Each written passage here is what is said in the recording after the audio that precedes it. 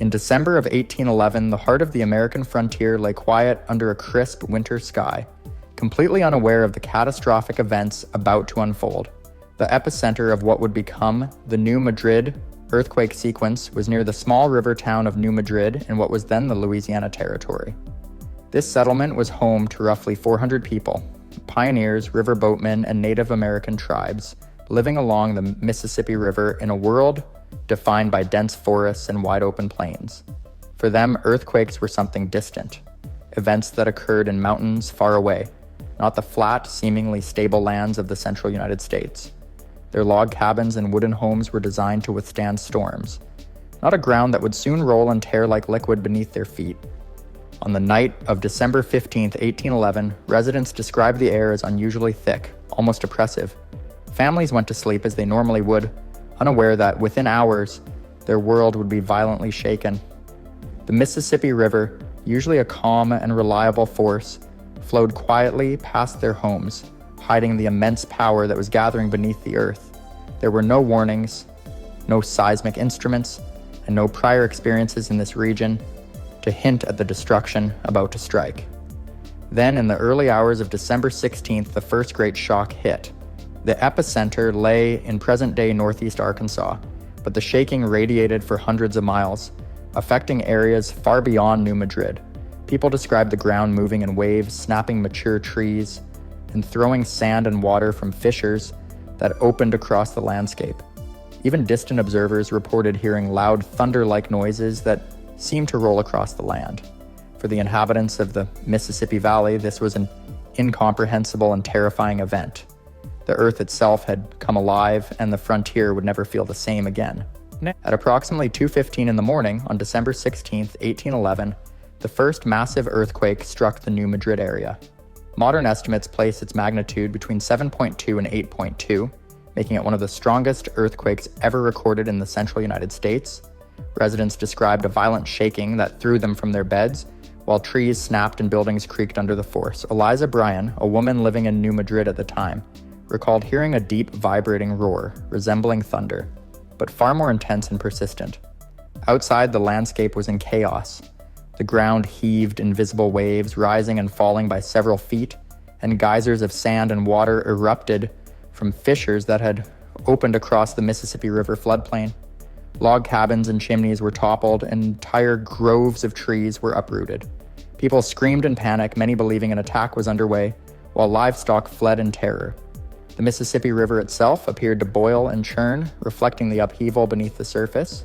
Just hours later, as dawn broke on the 16th, a powerful aftershock, estimated at magnitude 7.0, struck the same region. The second shock caused further damage to the already weakened structures and intensified the psychological strain on the survivors. Buildings that had survived the first quake now collapsed, and soil liquefaction swallowed parts of farmland, leaving the land unstable and treacherous. The small settlement of Little Prairie, now Caruthersville, Missouri, was almost completely destroyed, forcing residents to flee. In the days that followed, thousands of smaller tremors rattled the region, keeping the population on edge. People avoided indoor spaces, fearing their homes could collapse at any moment. Trees continued to topple, and new cracks opened across the terrain. The Mississippi River's banks shifted, and sand blows, large deposits of water and sand forced from below, scattered across fields, destroying crops and altering the local landscape. The frontier community had entered a state of ongoing terror, unsure when the earth would strike again or if it ever would stop. After the terrifying shocks of December 16, 1811, the region remained on edge. Residents of the Mississippi Valley had barely begun to assess the destruction when the earth struck again. On January 23, 1812, a second major earthquake shook the Missouri boot heel. This tremor, estimated at magnitude 7.0 to 7.8, caused fresh fissures to open in the ground, warped the riverbanks, and triggered landslides along the Mississippi. Though smaller than the first quake, it reignited fear across the sparsely populated settlements. Log cabins that had survived the initial shocks were now badly damaged or destroyed, and new sand blows emerged, further altering farmland and low-lying areas. Then, on February 7, 1812, at approximately 3:45 in the morning, the third and most powerful quake struck. With modern magnitude estimates ranging from 8.7 to 8.8, it obliterated what remained of New Madrid and surrounding areas. The shaking was so intense that it caused the Mississippi River to temporarily flow backward, forming temporary waterfalls and rapids.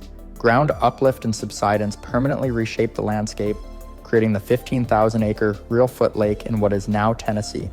Entire forests were submerged, and islands that had stood for decades vanished beneath the water. The destruction was compounded by ongoing aftershocks, which continued for months. Settlers reported that the land heaved beneath their feet even when the major quakes had passed, and thousands of smaller tremors kept the population in fear. For those who had survived the first shocks, the February quake was a terrifying confirmation that the disaster was not over, and that the Earth itself had become an unpredictable and dangerous force. Communities were displaced, crops destroyed, and the frontier wilderness now included vast areas of flooded, unstable land. By the end of the series, the New Madrid area had been permanently transformed. While the human death toll remained relatively low due to the region's sparse population, the psychological and environmental impact was profound. Families abandoned towns, farms were ruined, and the Mississippi River, a vital transportation route, was left unpredictable and altered for decades. The earthquakes had proven that even the heart of the continent was vulnerable to immense geological forces, setting a precedent for understanding seismic risk far from tectonic plate boundaries. So why did these earthquakes strike so violently in the middle of the continent?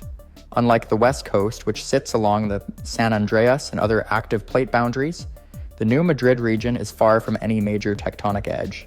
The answer lies deep beneath the surface in an ancient geological feature known as the Reelfoot Rift. Around 750 million years ago, this part of North America attempted to split apart, forming a continental rift. The attempt failed, leaving behind a buried network of weakened faults, including the New Madrid seismic zone. Over time, tectonic pressure accumulated along these faults, and in 1811, it finally released catastrophically. The region's geology magnified the shaking. The Mississippi Valley is composed of soft, alluvial soils deposited by the river over thousands of years. Unlike bedrock, this loose sediment transmits seismic waves more efficiently, allowing the quakes to be felt across huge distances. In fact, the shaking was recorded over 1 million square miles, reaching as far north as Canada and as far east as the Atlantic coast. Chimneys toppled in Kentucky, homes shook in Ohio, and church bells rang in Boston. The quakes demonstrated that earthquake damage is not solely determined by magnitude, but also by the type of ground beneath communities. The New Madrid sequence also permanently altered the landscape. Sand blows, volcano-like eruptions of water and sand from below, covered vast tracts of farmland, while massive sections of the Mississippi riverbank collapsed. Reelfoot Lake was created when the land sank and the river flooded the depression. Smaller waterways shifted course, and some low-lying forests were permanently submerged. The quakes even caused small river islands to disappear, forever changing the region's geography. Beyond the physical changes, the events offered scientists the first clear insight into intraplate earthquakes, those occurring far from plate boundaries. Observations of soil liquefaction, fissures, and river reversal provided invaluable data for future studies. Today, researchers continue to monitor the New Madrid seismic zone, which averages around 200 small quakes annually, most too minor to be felt. Historical analysis of the 1811 to 1812 sequence informs modern earthquake preparedness, hazard mapping, and building codes for areas that were previously thought safe from major seismic activity. For those living along the Mississippi today, the lessons of the New Madrid earthquakes remain crucial. The dense population, critical infrastructure, and economic significance of cities like Memphis and St. Louis mean that a repeat of the 1811 events could cause far greater human and financial loss than the sparsely populated frontier ever did. Understanding the science behind these quakes is not just historical, it is essential for modern disaster preparedness and risk mitigation. The New Madrid earthquakes left more than just physical scars. They left a profound imprint on the way Americans understood natural disasters. For decades, the region's sparse population and frontier conditions meant that many survivors' stories became folklore rather than formal records. Yet the landscape itself preserves evidence of the quakes even 2 centuries later. Reelfoot Lake, The sunken lands in northeast Arkansas and countless sand blows across Missouri and Tennessee stand as enduring reminders of nature's power. Geologists continue to study these features to better understand intraplate seismicity and the risks posed by dormant fault zones. Modern scientists consider the New Madrid seismic zone one of the most hazardous regions in the eastern United States. The area has the potential to produce magnitude 6 to 7 earthquakes, and even moderate vents could cause significant damage to today's dense population centers. Cities like Memphis, St. Louis, and Cape Girardeau sit atop the same ancient rift system that unleashed the quakes of 1811 and 1812. Infrastructure built without consideration for such seismic activity would be highly vulnerable, and emergency management plans now take the historical precedent into account when preparing for potential disasters. The historical quakes also fundamentally changed American science and engineering. The unusually wide area of strong shaking challenged early notions of earthquake behavior, showing that destruction could extend far from the epicenter. Observations of liquefaction, river reversals, and landscape deformation informed future hazard mapping and helped scientists recognize that earthquakes could occur far from plate boundaries. These lessons would later influence seismic building codes and disaster preparedness strategies nationwide. For the people of the Mississippi Valley, the psychological legacy was also lasting. Oral histories recount the terror, the constant tremors, and the fear of returning to homes that seemed unstable. Generations grew up aware that the ground beneath them was not as solid as it seemed. This awareness contributed to a cautious culture when settling or building in the affected areas, a form of early risk mitigation long before formal earthquake planning existed.